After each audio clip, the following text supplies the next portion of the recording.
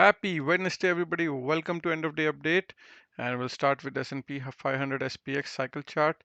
You can see yesterday we had a dip on the cycle low here, exactly on 13th of Feb. Now this dip can last for a couple of days out here, or like it can go even slightly left or slightly right, but it's right where it is right now. Now there are two scenarios here.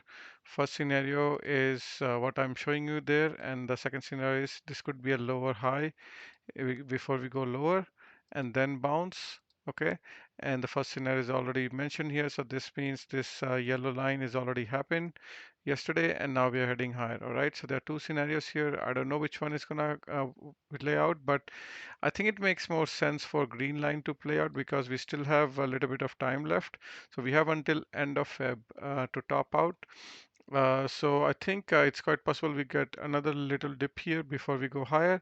But if that does not happen, then this dip is what we get, which we got yesterday. Okay, we'll wait and watch. So for now, we'll keep it here like this, and let me delete this for now. So let's see which scenario plays out. But just remember, we are expecting a bounce. So we are expecting a bounce, which we are getting right now. Now there is also a gap fill, which I'll show you on SPY. Once that gap is filled, market needs to make a decision either to make a new low and then go higher, or it's going to just keep going higher to new highs. Okay. Now the period of risk is here, the red line, which is all the way here from end of March to beginning of April. This is a big risky period where we could get decline up to like 4,700. So just be careful here. So look for selling opportunities on this bounce, and then wait for a major dip to buy again. It's going to be end of March and early April. All right. So let's quickly go to SPY since we're talking about S&P 500 SPY chart, and you can see we had a gap down yesterday and we had a gap up. So now there's another gap green line open 494. Now we are on this wedge. Okay. So what we're doing is we're just chopping around back and forth going between this wedge. So yesterday we came to the support at the bottom of the wedge. Now we're bouncing. So we might go for and fill this gap fully tomorrow around 500.56 is the gap fill. So from where we are right now, it can go around 0.4% higher, fill this gap, and then they're going to make a decision either to go and fill some of these broad downwards gap, or they're going to keep going higher to new highs. Okay, so that's what I think most likely will happen. Triple Q, same thing, nicely following on this trend line. We came very close to this trend line, did not go below that, and now they're bouncing another gap up. So all these green lines are the gaps to the downside. So 90% of these will fill. So now there's also a gap. It does look like Triple Qs wants to fill this gap tomorrow, 0.4%, and then we'll make a decision either to make a new low or they will keep going higher to make a new high. All right. Dow Jones, same thing here. We had a dump, so now I think this needs to be updated. So what most likely will happen is they're gonna pump, fill this gap before they make a decision. Next step, if I have to be in line with the SPY. So again, this one needs to be updated. So I think looks like this one looks like it's gonna go fill this gap and then come down, Russell 2000. So we'll see how that plays out as well. So let's quickly look at Bitcoin. Let me go find BTC chart. Here you go. Let me go to 1 hour chart. Did they fill this gap? Still, this gap is not filled. Around 53, 54. So they're heading towards that gap around 53. So from where we are right now to that gap is around 2.5% away. So that could happen. It's already at 52. So that could happen like any day right now. It can happen as soon as tomorrow. Now we are divergences are getting erased. So you can see RSI is now flat. Here also little bit of divergence on RSI here, but if Bitcoin keeps going higher, divergence will be erased. The bigger divergence is on PPO here. You can see still little divergence. So still last divergence, I'm still getting this warning sign here, bottom arrow on Bitcoin. So you gotta be careful. I think moving average wise, it's above all moving averages. So you can see here, very nice. And actually, really, we got this buy signal, this dot here, and then PPO green line crossed above red line. This was confirmed also end of January. All right. So now we make probably let's see how far we go, but we made a new high on divergence, so just be a bit careful. Don't get overly bullish here. you'd be looking to take profits. Ethereum, again, we're getting this warning sign here. Now, massive divergence. You can see on PPO here. Divergence means price is going higher, but PPO is making lower high. Same thing with the RSI also. You can see similar things here. So again, this price is going higher. Just got to be careful. But this is a massive bull trend. So even if it get a dip, the multiple support lines that can support it. Okay. And also I'm getting a 8 count sell signal on Ethereum here. Bitcoin also I'm getting 8 count sell signal. Let's go to live market. And live market I'm getting a sell signal right now as we are saying. And also we got on Ethereum yesterday the sell signal. It doesn't work out perfectly, but sometimes it helps to get a little bit of dip. You can see red signal here dip, red signal here dip, red signal here dip. Let's see Bitcoin, red signal here dip. This one did not work out very well. This one had also dip. So let's see if this can cause a little bit of pullback. All right. Okay, so that's for Bitcoin. VIX got crushed 9%. And if you watched my video yesterday, I said it's possible now we fill that gap around, I think 18 that was. And now there's a gap here. I think they're going to come back all the way. You can see I even drew the arrow here. I think they're going to come back to fill this gap around 12.96, which is going to be bullish for the entire stock market, which I already covered. Crude oil, a little bit cooling down. Let me bring in moving averages, which is good. Like it doesn't want to go straight up, which is never healthy. So you can see it got rejected on this 200 EMA and SMA, dark and light blue lines getting rejected here. And if it comes, it could come all the way to trend line, or it can find all these are three support levels here on this white line, green line and yellow line. These are 20 EMA and 50 EMA and 10 MA. So I think it can find support here before it can bounce. CNQ also gap up. Let's see if it can break. It needs to break above this green line to be bullish again. It's acting as a big resistance right now, right? So as soon as it can close above green line, then it goes in a bull market. So same thing with Tesla. Tesla did a great job. It managed to close above this green line, so very good news. So it could be heading towards this gap fill around 206.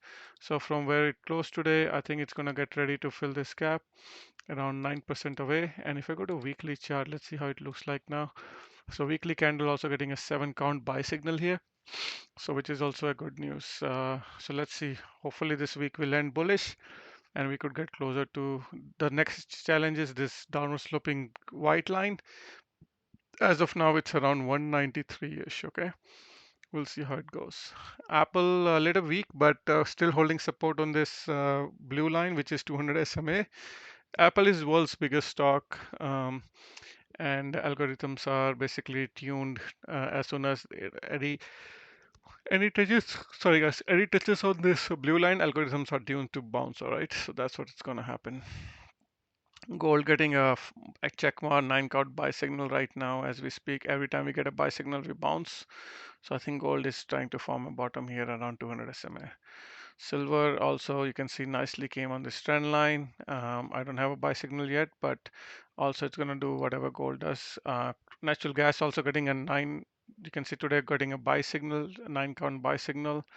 NG futures 8 count buy signals. So I think my target was 1.49, but this is where you should be looking to buy. You should not wait till the bottom, but it could still go around 9% down. Just keep that in mind. Dollar index just flagging, so maybe it's getting ready for next bounce to around 106. We'll see. Already covered Bitcoin. Let's quickly look at Toronto Stock Exchange. Multiple gaps, gap down. Also some gaps are up. So actually, if I go to 1 hour chart, why did I mark this gap here? Let me hide this EMA lines. I just want to take a look. This gap, where it is coming from. I think that was a mistake. You can delete this. There's no gap there. All right. So let's go back to daily chart. So there's a gap down, gap up. So right in the middle, if it comes back to fill this gap, fill it. If it comes to fill this gap upper, then look to sell it. Hang Seng Index still below this trend line.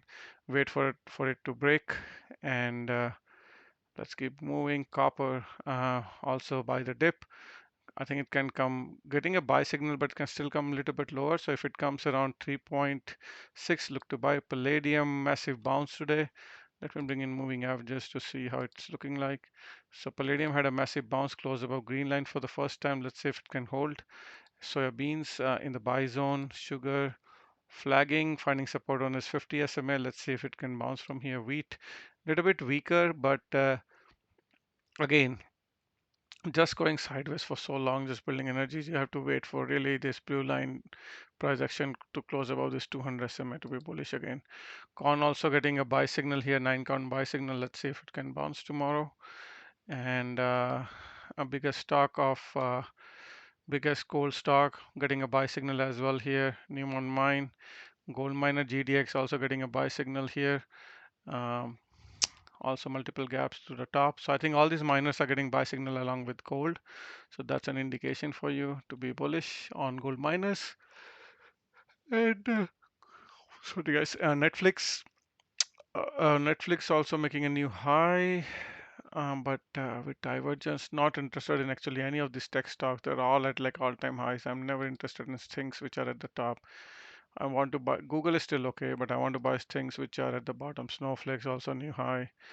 NVDA like just going up like a rocket, right? So I'm never interested. AMD, AVGS, and none of these are of interest to me.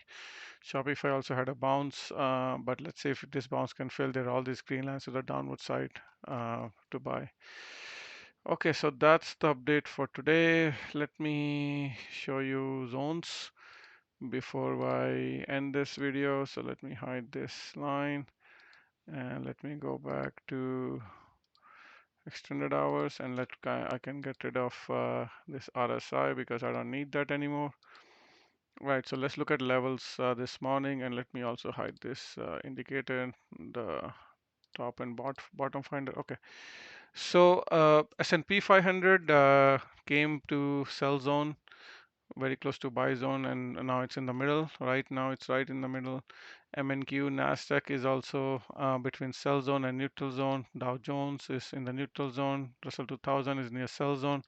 Crude oil is in the buy zone. You should be looking to buy all miners here. Apple touching buy zone even post market. I think there was a news Berkshire sold Apple holdings. I don't know how many percentage, but it is in the buy zone right now as we speak. Gold bouncing from the buy zone, can still come a little bit lower to 1986.